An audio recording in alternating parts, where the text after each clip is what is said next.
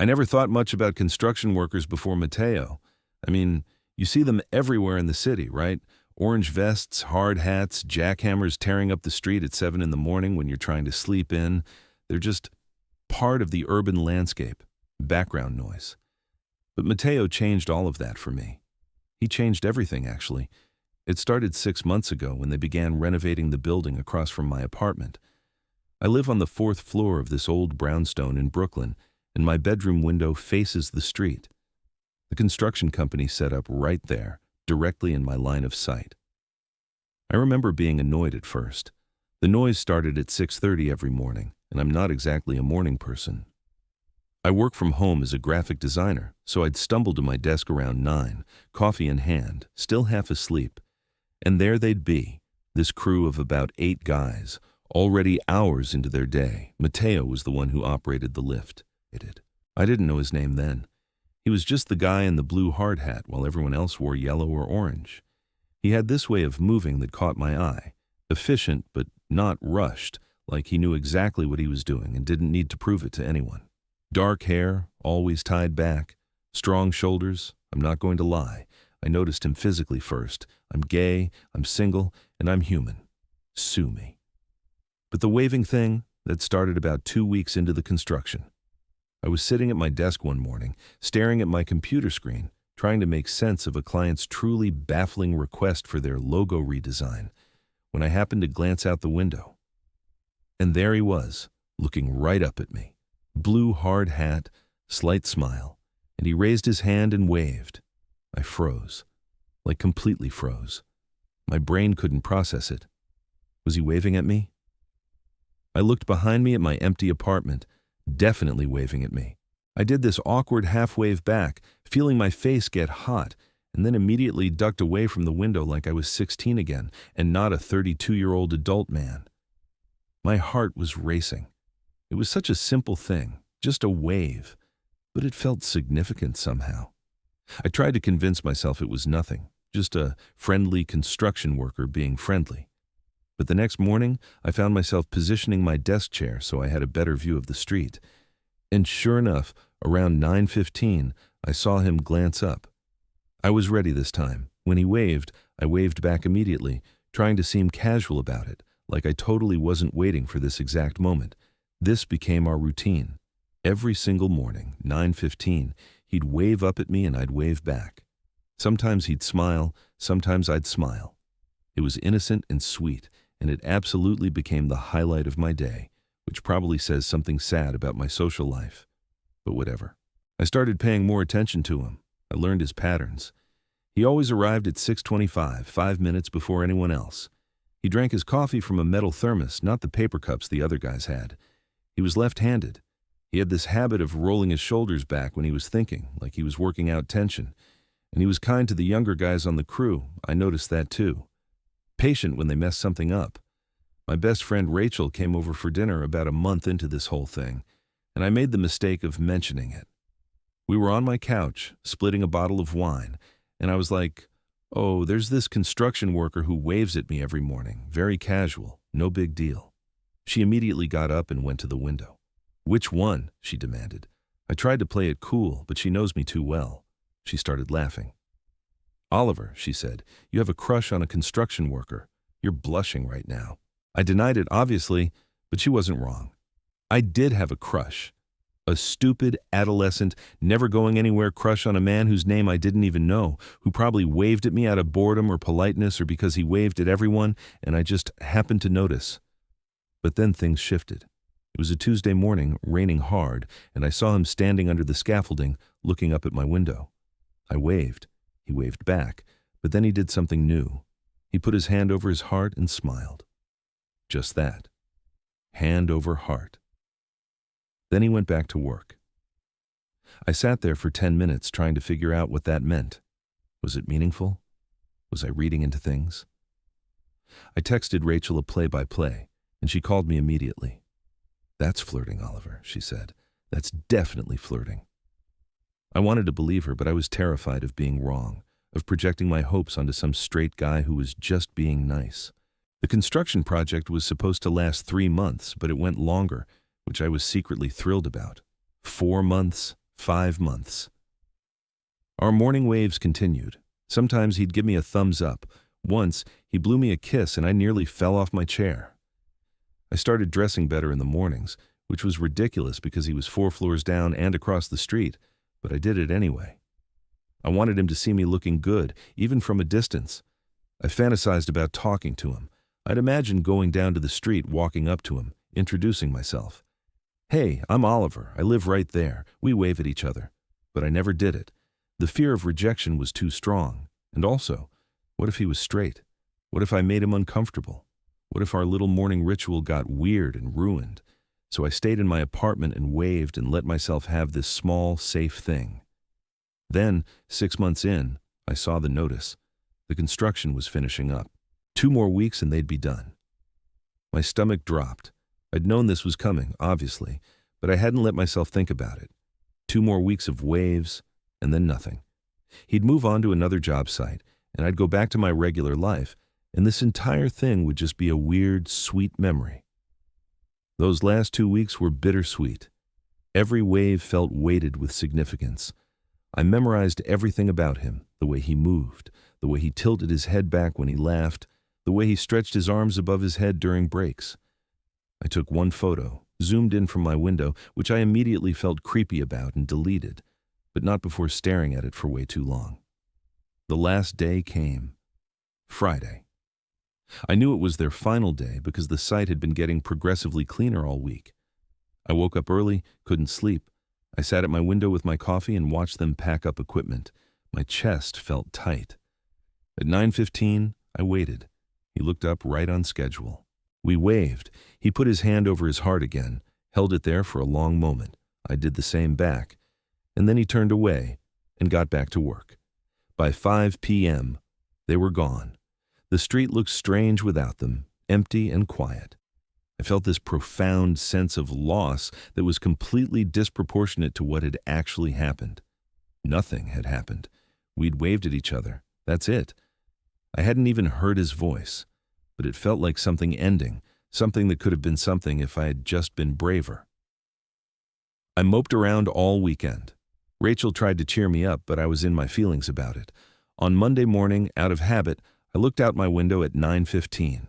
Empty street, no construction, no blue hard hat, just cars and pedestrians and regular city life. I felt stupid for missing him. Tuesday morning, same thing. I was trying to break the habit of looking, trying to move on. Wednesday, I slept in, didn't even sit at my desk until 10. I was getting over it, I told myself. It was just a silly crush. Thursday morning, 9:15, I was making coffee in my kitchen when I heard something. A sound from the street.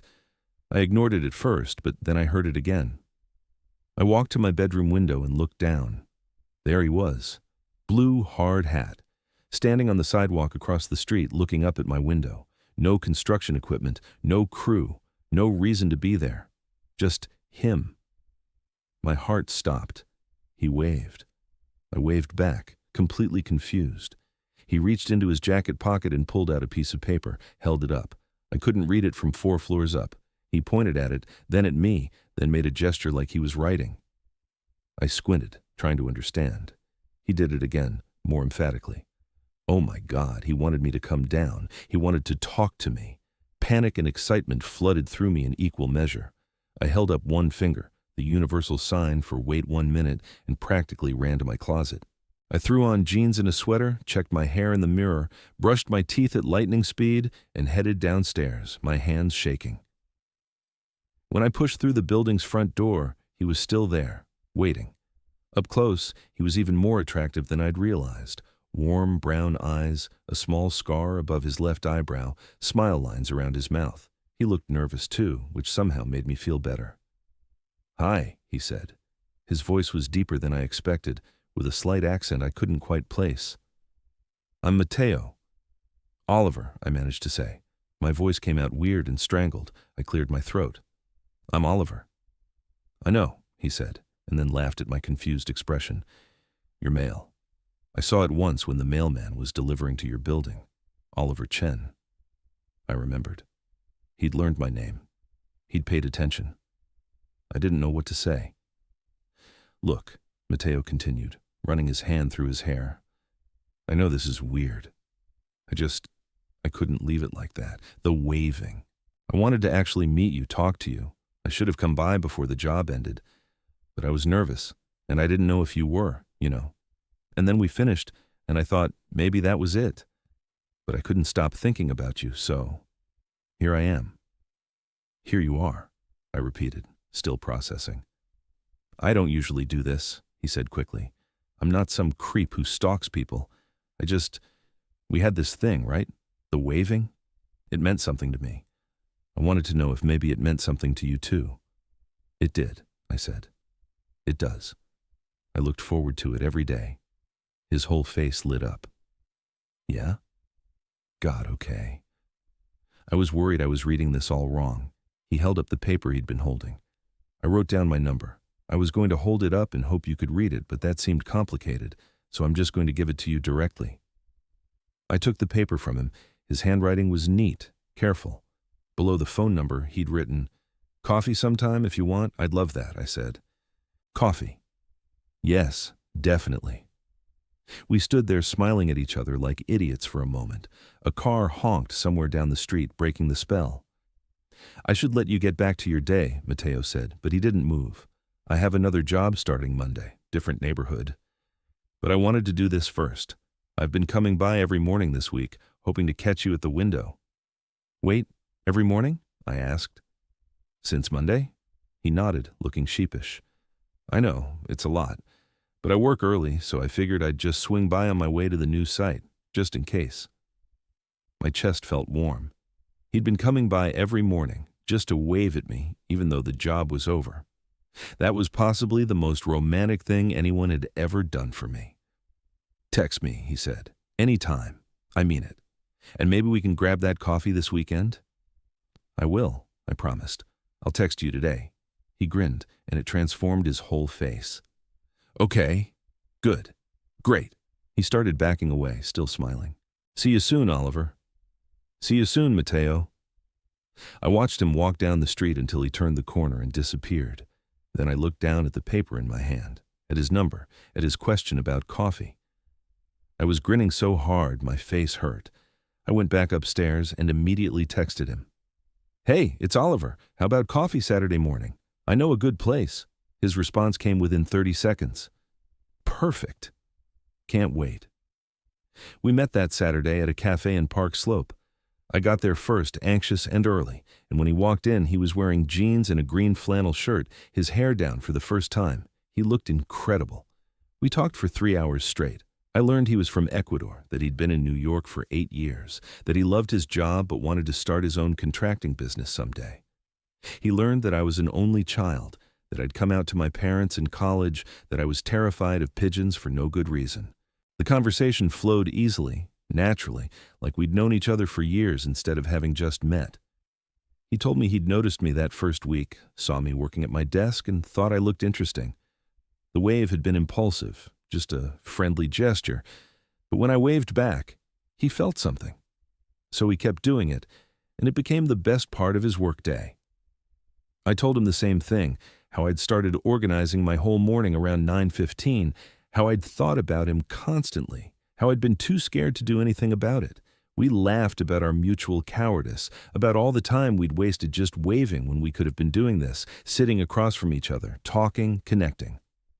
When we finally left the cafe, he walked me home. At my building's front door, there was this moment of uncertainty. He stepped closer and I could smell his cologne, something woodsy and warm. "Can I kiss you?" he asked softly. I nodded, not trusting my voice. He cupped my face with both hands, gentle and sure, and kissed me. It was perfect. Soft at first, then deeper, and I felt it all the way down to my toes. When we pulled apart, we were both smiling. "That was worth the wait," he said. "Definitely worth it," I agreed. "We've been together for 4 months now. He still comes by some mornings before work, and sometimes I'll look out my window and see him down on the street, blue hard hat on even though he doesn't need it, waving up at me. And I wave back, every single time, because that's how this started. That's our thing. Last week, he brought up the idea of moving in together eventually. Not right away, but someday soon. And the thing is, I can see it. I can see our whole future. And it started with something so simple, a wave. A moment of courage from both of us, even if it took a while to get there. Sometimes the best things come from the smallest gestures, from paying attention, from taking a chance on connection even when it scares you. I almost let fear keep me at my window, safe and separate. But Matteo came back. He kept showing up. And now I get to keep showing up for him too, every day, in all the ways that matter. Total char count: 16,847,